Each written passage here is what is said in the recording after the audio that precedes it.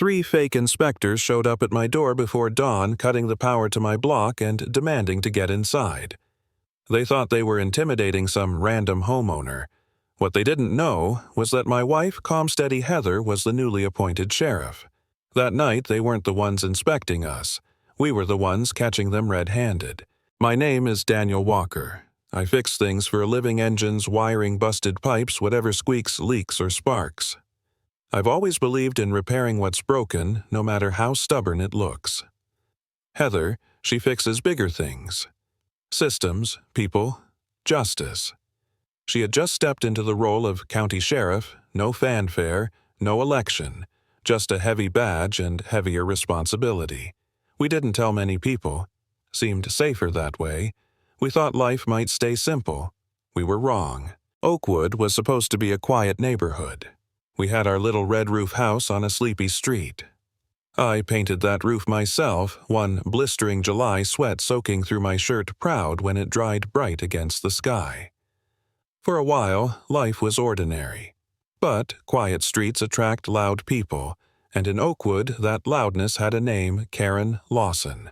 Karen was the president of the Homeowners Association, a woman who treated HOA bylaws like sacred scripture. She loved rules not for fairness, but for power. Grass an inch too long. Fine. Truck in your driveway. Fine. Wind chimes too loud. Fine again. She collected penalties the way some folks collect stamps, and every notice came with that smug smile printed on cheap paper and taped to your door like a scarlet letter. I'd had my share of run-ins with her. I paid the fines, gritted my teeth, moved on. But one morning at 4:52 a.m., I learned Karen had escalated. Hard. The pounding on our door was violent, rhythmic, meant to scare. The house was dark power cut at the curb. Only our solar porch light burned, casting a sharp white circle across the lawn. Inside that circle stood 3 big men in green polos and khaki pants. Oakwood HOA emergency inspection, they shouted. My stomach nodded. HOA didn't have inspectors. They had Karen and her little newsletter. I cracked the door on its chain. The leader, all chest and gravelly voice, tried to push in. He claimed there'd been a power fluctuation. I told him flatly, "You cut the power yourself." His jaw tightened. Behind me, I felt Heather step up. Calm as ever, she asked for county-issued permits. When they scoffed, she raised her badge. "I'm Sheriff Heather Walker. This is my home. You're trespassing. Give me your names." The men froze lines, forgotten eyes wide. Their whole act crumbled. In that moment, I saw it clearly. Karen had sent them. My anger burned hot, but Heather's patience held steady. She let them retreat to their white van tails tucked. And we had everything on camera. I thought maybe that scare would shut Karen down. It didn't. Over the next days, the harassment doubled. Violation notices for things that weren't violations. Rumors planted with neighbors. And then, one afternoon, I caught the same lead goon prying open our breaker box with heavy pliers, trying to rip the meter clean off the wall. I filmed him from this garage door crack, 30 seconds of pure vandalism. Then I stepped out. "Looking for another fire hazard?" I asked. He sneered. Called me an old man, shoved me hard. My blood boiled, fists itched to fly, but I stayed rooted. Because I heard Heather's voice behind me, calm, firm, steel-edged. She was in full uniform, sidearm at her belt. She arrested him on the spot. 2 seconds later, he was face down on our lawn, squealing in pain while she clicked cuffs around his wrists. For a brief moment, I thought maybe we had turned the tide, but inside I felt this gnawing doubt. I started wondering if we'd gone too far, if fighting Karen was worth it. She had influence money neighbors too scared to stand up. I thought about selling the house, moving somewhere without bylaws or presidents drunk on authority. At night, lying awake, I asked myself, am I the fool here? Maybe I should just let it go. But Heather didn't let me stay there. If we give up Daniel, she said one night, Karen wins, and she'll keep crushing everyone else. This isn't just about us. Her words cut through the fog. She was right. I couldn't keep my tools in the garage and pretend nothing was broken while my neighbors suffered under her. I had to fight. The real breaking point came at the annual HOA meeting. Normally, it was retirees grumbling over flower budgets. That night, the room was packed buzzing with anger. Karen strutted at the podium, flanked by her hand-picked board, waving off every complaint as standard enforcement. Then, Mr. Patel, who ran the corner store, stood up trembling. She'd fined him $5,000 because his mailbox wasn't the right shade of white. He held receipts-proof logic.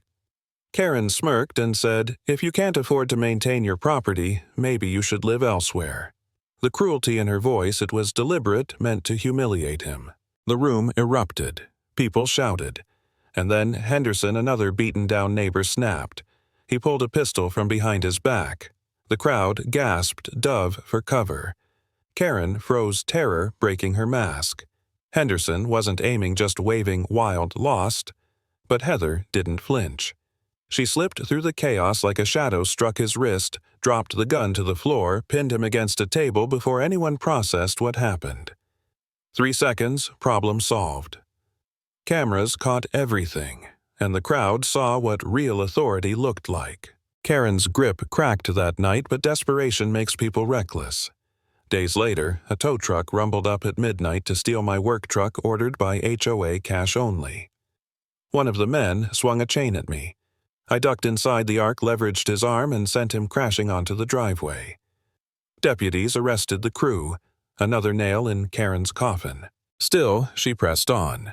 A fake 911 call claimed there was a hostage situation at our house. Shots fired, officer down. Classic swatting. It should have triggered a full SWAT raid, but Heather had prepped the system with special confirmation protocols.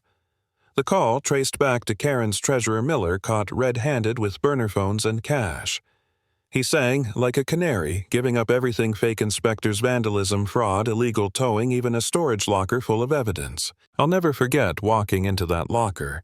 Stacks of green polos with HOA inspectors stitched in yellow, fake badges, pre-printed violation slips, 2 sets of financial books, and files, dossiers on every resident who dared challenge Karen. Even me, even Patel, even Henderson.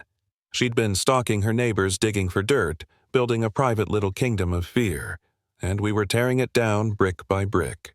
Karen tried one last trick, filing a restraining order against me, claiming I'd attacked her poor security associate. I walked into court with video police reports, affidavits. Her lawyer blustered, but the judge wasn't buying it.